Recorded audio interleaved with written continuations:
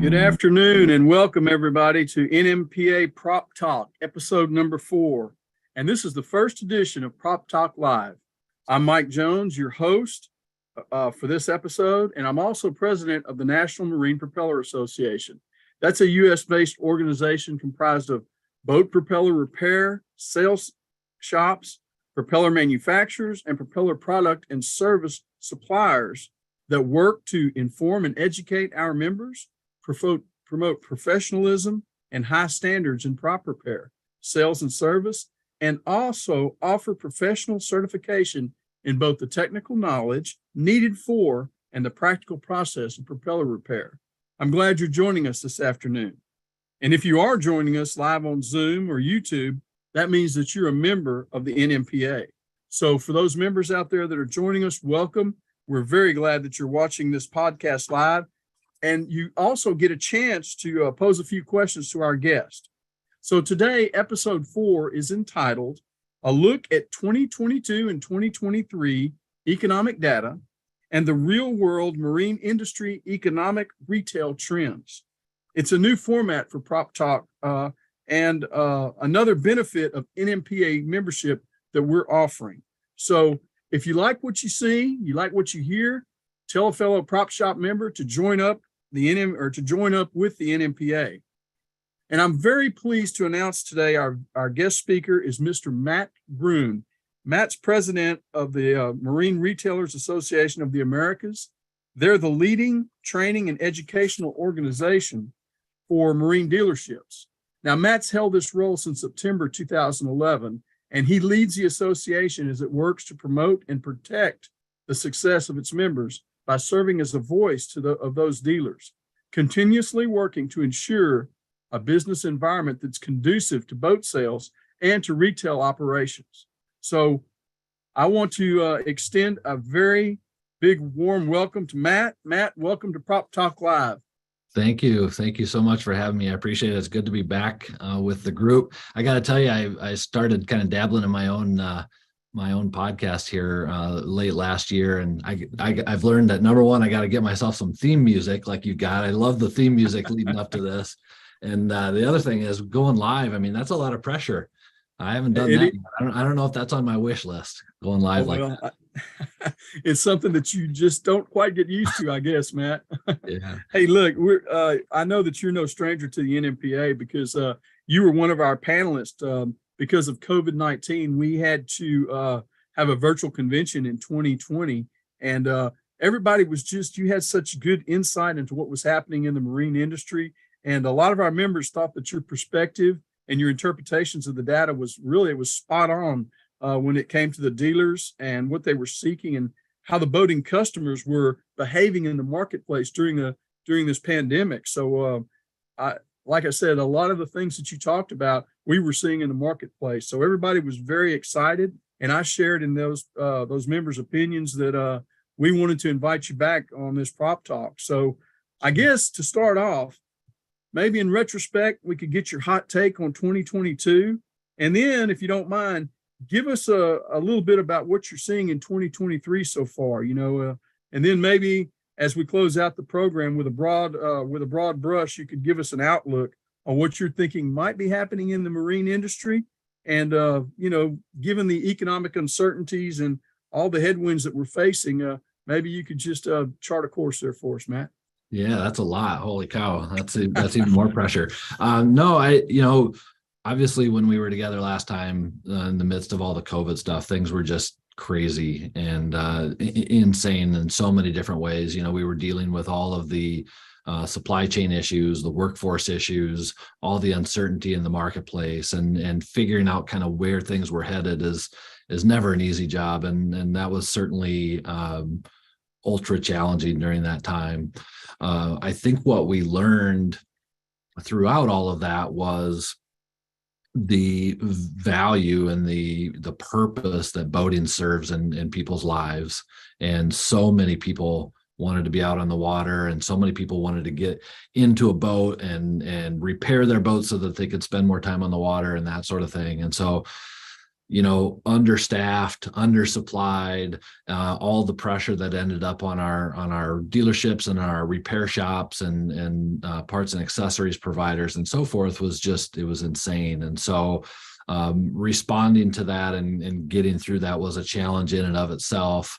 But for the most part, as difficult and challenging and overwhelming as that was at times for our businesses, it proved to be a very strong, profitable time for our industry and for the businesses that serve our industry. So, in looking back, obviously the craziness, the uncertainty, the being overwhelmed and understaffed and that sort of thing will be a memory of it. But hopefully what we can do is come out of that in a stronger position as businesses and be more prepared for what's happening as we go forward. In 22, sorry, go ahead. Interrupt you. I said, don't want to interrupt you, but somebody had mentioned that COVID-19 had released all that pent-up boating frustration that people had. And all of a sudden we had, just this blossom, like you talked about, of new buyers for people that wanted to get out on the water and get out, in the air and the sunshine, things like that. Yeah, absolutely. I mean, absolutely. And I was one of those. I upgraded my boat and got out on the water a lot more, brought my kids out on the water a lot more. So that, I think that a lot of us experience that, and what a great time to be in the boating business. I mean, to see the value that brought to people's lives was just phenomenal. When we look at 22, I think a lot of what we saw was there's this initial shock in 2020. There was some pretty significant growth in 21, and 22 continued this growth phase. And again, from a boat dealership standpoint, the profitability levels were extremely high because, you look at it from the standpoint of the dealers weren't carrying inventory. Everything that they were selling was on pre-order. So the boats were coming in, they were prepping them and getting them out on the water as quickly as they were coming in. And so the profitability and the profit margins and approach there were very strong. And so 2022 ended up being another strong year for us. Now, as we all know, some of the economic conditions were starting to change in the latter half of 22. We'd seen the inflation. We had seen the interest rates starting to climb. We know the price increases on boats escalated pretty heavily from 19 to 20, from 20 to 21, 21 to 22. And so we started to see some of that impact and started to understand that things were starting to change a little bit and shift in the marketplace. And so when we look at now and look at 2023, and I can dive into some of the more granular thoughts that I have on it if you'd like, but what we're looking at is a lot of people were coming into this year with this kind of gloom and doom mentality, right? Hey, everybody's talking about recession and prices are higher and interest rates are higher and nobody's going to want to buy a boat with 5% or 6% interest rates or whatever. And, what I'm hearing primarily coming out of boat shows is that people are pleasantly surprised. And I think the pleasantly surprised is a correlation with that kind of doom and gloom outlook that they might have had coming into the year, right? Their expectations were low because of all of this negativity out there in the marketplace. And we're starting to see that the results are better than what people expected. So across the industry, it seems like whoever you're talking to, it sounds like pleasantly surprised is the phrase that's catching on with everybody. Yeah, well, that's really kind of what we see too. I mean, a lot of these forecasters they're still predicting a recession for fall of 2023 and having people be cautious and all this other stuff. But we see people out there actually, spending money and keeping the economy going. Especially on our larger section of the marine industry, our sport fish boats and things like that. We've seen a lot of people. Many of our customers have got their quote unquote smaller boats up for sale, and they're looking for larger boats. They're not looking to get out of it. They're just looking to upgrade, just like you did. So absolutely. Isn't it crazy how the recession is always like 6 months away? Exactly. By the fall, it's going to be here. By the spring, it'll be here. And it's just, it seems like it's always in that cycle. And we just got to make sure that we're not living in that doom and gloom, right? And we got to make sure that we're we're staying positive and controlling what we can control. Right now, you've collected a lot of this data from the boat shows and things like that you've been participating in this past fall and winter and even getting into spring now. So Sure. Yeah. as a whole, you feel like the consumer is more positive than what the pundits are telling us. Yeah, I mean, I think we've seen some pretty solid resiliency with the consumers. I mean, people are spending. The job market seems to be strong still. Wage growth is still happening. You know, you're seeing bits and pieces here and there about layoffs and that sort of thing. And, you know, the bank issue that we saw this week and last week has been a bit of a shock to the system for sure. But what we're seeing for the most part is people had these tremendous savings during COVID, and they're definitely spending it down, but that's keeping things going and that's keeping things strong. And I've got some data that I can share with you and pull up on the screen. But I think what's interesting to me and what we're finding in the marketplace right now is the very high end of the market seems to be strong, and the low end of the market seems to be strong. And the high end is strong because they don't deal as much in the interest rates and all of that, and that doesn't impact them. And my kind of thinking and theory on the low end of the marketplace being so strong is that when we were going through the last 2 or 3 years and people wanted a boat, the dealers and the manufacturers were willing to build the big boats, the high margin boats, the high dollar boats, more so than they were the entry level boats. So we kind of, I don't want to say we ignored, but we really didn't pay a lot of attention to those entry level new boat buyers. And so today, that market is super strong. There's a lot of pent up demand in that entry level marketplace because we just didn't cater to them.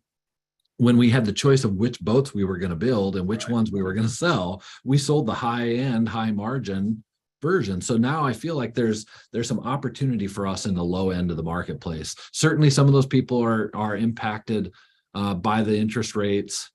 Certainly they're coming into boat shows aware of the increased prices and the increased rates and that sort of thing. But for the most part, I do feel like there's an opportunity there for us to kind of capitalize on some of that pent up demand. Right. And so we're seeing a lot more entry level boaters, is what you're saying, or people that are interested for the first time. Yeah. You know, in the propeller and repair sales segment of the marine industry, we haven't seen this level of business, you know, probably in about 5 or 6 years, and it's staying up at a level that we haven't, you know, we're not prepared for. Let's just put it that way. Yeah. Because and it really started, to be honest with you, to me it started before COVID. We started to see a lot more people. I guess they were more conscious of, you know, fuel economy, efficiency with their boats, and most importantly for the outboard in-out drive section, how that boat looks going down the roads. you see a lot more people, you know, detailing boats, businesses that do that, and of course, you know, they're going to want to get their propellers all nice and shiny for when they trailer that boat down the avenue or down the highway. So we've seen a lot of that, and the COVID pandemic, it just speeded up the process for most of us. So, and even today, you know, we haven't seen that yearly slowdown. I've been repairing propellers for over 35 years now, and many years ago we had a slowdown. You know, we had a slowdown in the wintertime. Even down here in Southeast Texas, we'd have a slowdown, that winter lull kind of for the month of December, but we don't see it now. And we've just been getting busier and busier. We don't have new product to sell because the manufacturers, they have a challenge of getting that new product out to, you know, propeller shops and even boat dealerships, things like that. So people are they're spending their money trying to repair what they have, or as far as even we would some of the portion of our business we cater to reconditioned propellers and things like that. Sure. They've flown off the shelves. We can't keep them. Yeah. We can't up there. But Hey, while we're talking here, you said you got some slides and things prepared. I'd like to, maybe you could show the audience what you've some of the data that you've uncovered here for us. Yeah, definitely. So we produce at MRA, we produce what we call a pulse report, and you can see at MRA.com. You can actually just go to MRA Data Center pulse reports, and you can download these right through there. You can see it dates back quite a ways.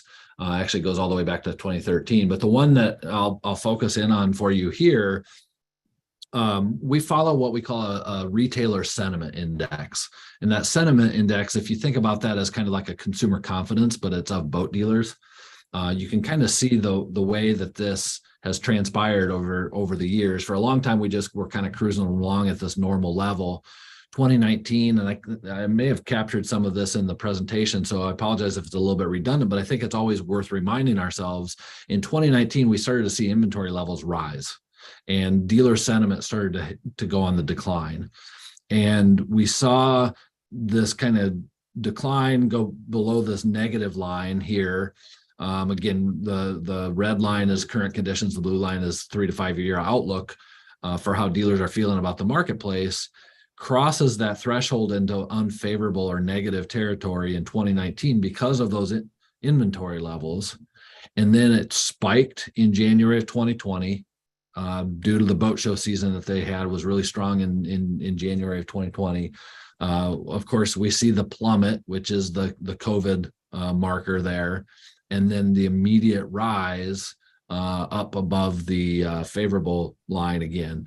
And interestingly, while times were good, the sentiment crossed below that favorable line again and went into unfavorable territory, largely, we believe, because of the supply chain issues. We couldn't get the boats that they wanted. They had customers coming in to buy a boat, couldn't sell them a boat because they just didn't have it, and so on and so forth. And so, I think that's a reflection that staying below that line was a reflection of kind of the supply chain issues that we were dealing with. Here again, January of 23, we saw a little bit of a positive blip because of the boat show season, but we're expecting this to kind of hover right around maybe a little bit less than that neutral line as we go forward. And again, a lot of that is due to inflation, interest rates, stock market volatility, all these economic conditions that everybody's talking about right now, the negativity around it related to potential recessions and that sort of thing. So when we look at this, we can look at new and used boat retail trends. We'll look at the new, and you see we've really been on this steady decline since early 2022, where dealers are reporting that the amount of retail activity is on the decline. And, sales remained solid during this, but the number of leads, the number of people coming in, and what we think about with that is the new boat orders or new boat sales were what's on the decline, but they were still receiving the boats that had already been on order, and they were closing those out and delivering those boats. That's how the sales stayed high, but the retail activity was on the decline. We just had a conversation about this internally here yesterday that, anytime you look at a graph like this and you see this upward trajectory, you feel like things are good, right? While we're still below that 0% line and we're still seeing negative, correlations to the last month and the last year and that sort of thing. And so it's just our rate of decline is slowing a little bit, right? So it's important to put that into a frame of reference there. I always like to show the inventory graph here because it's so dramatic, right? I mean, Wow. We're cruising along, doing pretty well with our inventory for a lot of years, and then all of a sudden COVID hits and we can't get it. And I know you were feeling this in the prop segment as well. I mean, getting props has been really, really difficult for dealers and consumers alike. And so that kind of illustrates what was happening there, both on the new and used side of the inventory levels. We are now at a point with our inventory levels that we have been historically about that level. And really at this point, when we hit this level in 2019 is when people started saying, okay, we need to slow down on stocking inventory, and we're starting to hear a little bit of that right now. We're starting to hear dealers say, "Hey, I got a little aggressive with my orders. I might need to pull back a little bit on that." So we're starting to see that and hear that a little bit with the inventory levels getting this high. And then, of course, with used boats, it's like they never feel like they have enough used boats, right? I mean, they did for a little bit in late 19, early 2020, but other than that, they're always feeling like the number of used boats they have in inventory is too low. So I feel like these are good metrics for us to kind of keep an eye on and watch and see how things are going. They're numbers and graphs that we look at all the time, and we produce this on a monthly basis. And again, you can find this right in our resource center at mra.com. And there's a lot of other stuff in here. I think it's worth mentioning, and I won't go into detail on this, but you can see some of these comments and so forth in here. We always do custom questions. Like this month, we did one on customer follow-up. We did another one on aftermarket mix, and you can see that our dealers aren't doing a whole lot of aftermarket sales. We don't deal a whole lot in that realm. But as you get past that, there's then all kinds of really good economic data, consumer confidence, the unemployment rate is in there, household wealth is in there, so on and so forth. And so that really, and here's a good example of where we're at for retail dollars. You can see the amount of growth that we saw in 21 and 20 and so forth. So we've been on a pretty solid upward trajectory for a while. So being that we're on an upward trajectory, the manufacturer pipeline to the consumers, both in, boats and propellers, things like that, that's going to be on a trending upwards, I guess, for the next 6 months, years. Yeah, I think so. When we compare ourselves a lot to the RV industry, right? And we, depending on who you ask, the marine industry follows the RV industry by anywhere from 6 to 18 months. The RV industry ended up overstocking their dealers pretty badly with their trailerable, their towables, and so forth. And I don't think that's going to happen for us because the difference in that scenario is that RV dealers with those towables, they don't have the chips, right? They don't have the engines and so forth, and they didn't need the chips that were so difficult to come by and still are. On the boat side, we have the chip issue, right? And fulfilling the engine orders and so forth has been challenging. So that's prevented us from getting to a point where we're overstocking. But I think it's important for us to pause and look at it and say, hey, listen, if we don't understand where we're at today, we risk overstocking our dealers and putting our dealers at risk of having too much inventory if there is some sort of a slowdown or whatever it might be. It's interesting to me on the propeller side. I'm really glad that the demand is super strong still and things are going well there. I feel like that was one of the number one requests that we were getting from dealers is man, I need props, and where can I find these during the kind of COVID stretch there. But I'm glad to hear that that's still going really strong for you. It's still going remarkably strong. So, when you sit down and analyze all this, what do you think your best advice is, say, to business owners looking at the economic data and trying to forecast industry trends? What do you think the best way is to navigate the rest of 2023? I think that's a great question. And I think where I always start with this is, listen, we can turn on the news, we can pick up our phone and read about all the craziness out there, all the, the war in Ukraine, the stock market path that it took over the last 5 days or whatever it was, the bank collapse. We can get really caught up in that and tied down to the negativity that surrounds that. The most important thing that we can do is take care of our own house and make sure that we're doing things that are responsible, that we are taking good care of our customers, that we are focused on helping deliver that boating lifestyle that we all know that people crave and want to be a part of. it's important that we don't get caught up in all that negativity and think, oh my gosh, there's going to be this recession. The recession might not ever show up, right? It might not ever show up. There could be the soft landing that they're talking about and all that. But in the meantime, if we're focused on the fundamentals of running a good business, the taking care of our customers, the making sure that we have the right parts and so forth in stock, and doing a good job of running the business soundly, I like to believe that's going to take us to a good place no matter what. And just put that negativity aside. Be aware of it. I think it's important to be aware of people are talking about what could happen and how things might transpire.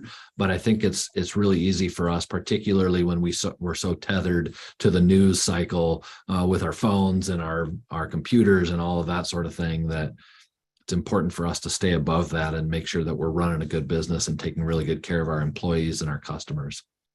Well, that's part of the NMPA, Matt, is we do push high standards, especially since we're part of the service industry.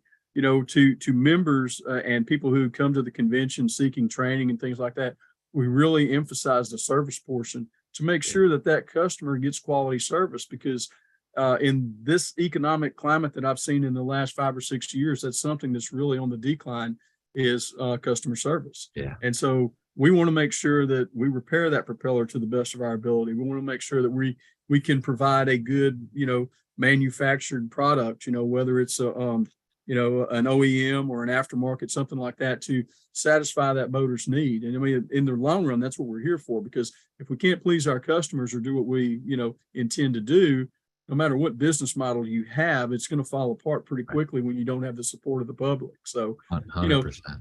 Yeah, quality standards is really what we push for at the NMPA. And like I said, whether it's repairing a propeller, whether it's talking intelligently to the customer, not just to make a sale, but to try to give him something that's going to benefit him. That's really what we're all about, is trying awesome. to, take care of the customer. So that's awesome. I think it's a really important thing to note with that. And I love that and that approach. Oftentimes in business, we can get caught up in saying, oh, we got to take care of the customer. We got to take care of the customer. We got to take care of the customer. And it's kind of an obvious thing. Yeah. But in our industry, nobody needs what we sell. Exactly. Nobody needs a boat. Nobody needs, what we sell. And so the importance of delivering that world-class customer experience can't be overstated, right? It's so critically important to what we do and our ability to continue doing it as we go forward. And that's what reinforces the foundation of our business start to finish. So I'm super pumped to hear about all that. Yeah, I'm, just to reiterate what you said, I did read in an article back in January, and one of the closing comments was that boating is not an exercise in saving money. Right. So like you said, I mean, the customer wants to do that, so we have to make sure that it's not a necessity for them to have that. So 100%.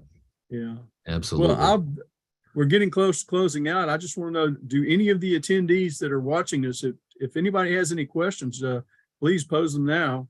I know that Matt is ready, willing, and able to answer. That's for sure.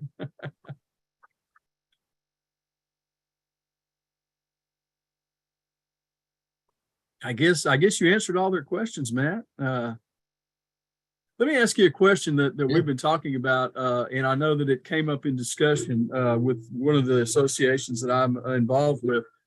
How about boat shows? Are boat shows still as relevant as they once were, or do they need to look at a new model to be more, more effective in their, outreach to the public? I think boat shows are extremely effective. And I think that your approach to participating in a boat show is extremely important to how successful you will be with the outcomes of that show. If you prepare and you go in with the right strategy and the right approach, and you go in with the right mentality of how to be successful at the show, where else can you go as a consumer and take a look at all of these boats that just underscore the potential of this incredible lifestyle? Where else can you go other than to a boat show and sit in a boat, sit at the helm, try out different boats, different approaches, different dealerships, whatever it might be, and going there and participate in that, I think, can be extremely important and really set you up for making a good buying decision that's going to last you a lifetime in the sport. So I'm a big believer in boat shows. Went to our own boat show here. I've been to a couple other shows along the way as well, and just I love getting in there and seeing the new boats, and just talking with the dealers and hearing what's new and exciting about the new lineups and so forth. And I think it's just a really great experience for people. Yeah. Well, I know the MRAA has a Dealer Week as prominent on your shirt there. Yeah. And yeah. The Propeller Association, we're thinking about revamping our convention to more like a conference and exposition. Sure. So that we can get more of the manufacturers involved, things like that, so that the manufacturers can reach out. Any thoughts as to, revamping things like that? I mean, should we focus? I mean, I know we want to focus on the public, but mostly our convention is for members, and, try to educate and train them a little bit better. Any thoughts or ideas on revamping or trying to retool a convention / conference? Well, I would tell you, I mean, I have a lot of thoughts, probably too many for what's here, for the time we have here, but happy to chat with you about that sort of thing. The thing that I think is most important when we reinvented our conference and renamed it Dealer Week back in 2019 was that we were very intentional about how we wanted it to come to life, and the partnerships that we created with the boat manufacturers and the lenders and the suppliers to our industry, the companies that cater to our members were a very, very important part of that entire dialogue. They helped us create the event that we have today, and the event is prospering because of that approach, right? If we stay true to our mission and our vision of helping dealers be successful and growing and achieving the success that they desire, well, we can't do that alone. We have to do that in partnership with the manufacturers, the suppliers, the service providers, and so forth. And so we started that whole process with a meeting where we brought those organizations together and said, hey, we have this vision. Let us share the vision with you. And now you help. Somebody likened it to MRA needs to build the house, and you need to allow the partners to come in and decorate it. And deliver it in a way that will be really effective for our members. And that's what we did. And that's what we do every single year. We regroup and we talk to those partners, and they help us kind of strategize and recreate our kind of go to market strategy. That's a great analogy. I like that. That. I believe we have a question from one of our viewers. Doug Peck from New England Propeller. Is Doug there? Okay. Hello? Yeah, Doug. Hi, how are you? Pretty good. Do you have a question for Matt while we're on? Well, just getting back to the boat show question. We didn't do boat shows this year because of excessive amount of works in the shop and very low help, qualified help to keep the shop going. So it's hard to justify being at a show to try to get more business when we can't get the business done that we have. Right. Even though we'd like to continue to be at shows and keep our name out there and keep a presence. Yeah. It's difficult. Yeah. I definitely understand that. And I know I can tell you that my members, there are some who feel very adamantly the opposite of the way that I feel about it, and there's some that feel very strongly about the way that this, in the same way that I feel about it. I think the trick with it is understanding that that as you clearly do, the need to be marketing yourself and being out there in front of customers, potential customers, current customers, and so forth, at the same time as managing and running the business. To do the work that you're promising the customers that you already have, and balancing that is never easy, right? And figuring out how to allocate the resources that you have it can be really challenging. I think you positioned it very well. How do I justify going out and marketing myself and attracting more customers when I can't do the business that I have today? And that's a sticky situation and a difficult decision to make.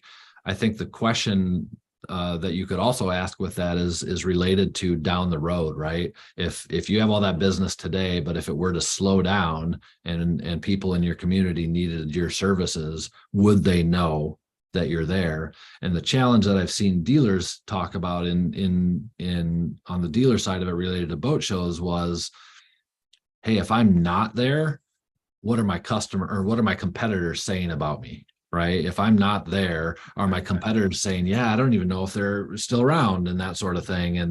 And that's a tricky situation. And you certainly hope people are operating with integrity, but our absence at these types of events can be fairly detrimental to the long-term health and prosperity of the business. So definitely a difficult thing to weigh, but a lot of good questions in there that you could explore and chat about with your team.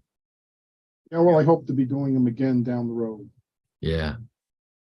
Probably Yeah. won't do them to the extent that we did in the past, as far as how aggressively we took our products to the show. Yep. I used to set up a 40 by 10 booth and take a lot of inventory and sell it at the shows. But that's getting expensive to do. Yeah, absolutely. Yeah, show costs aren't going down, that's for sure. I mean, we produce our event, and every time we go back to recontract with a convention center, the costs have gone way up, and we're reading all kinds of articles about how they're going up. Food and beverage is going up, all the audio visual stuff is going up, the rentals are going up. We have to hire a paramedic and a fire watch for our event that we're having in Tampa this year, and it went up by $7,000 for those two items. Wow. So it's a lot. There's a lot of that kind of stuff to capture in there, but I think you're on the right track to be thinking about, hey, do I just change my strategy a little bit and not take on the cost that I maybe was taking on previously?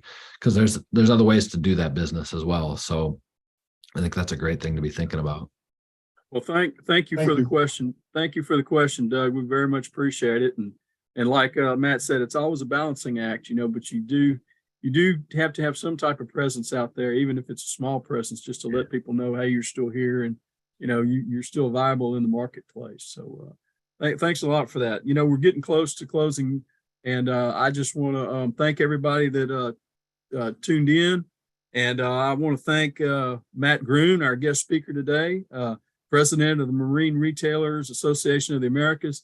Matt, thank you so much for being our guest. Your insight really meant a lot here as we close out episode 4 of Prop Talk. And I want to wish you the best of luck in the future. And I know I'm going to be talking to you because, like I said, we've got some ideas on how to revamp the NMPA convention to turn it into a conference and an expo. So, Matt, thank you again.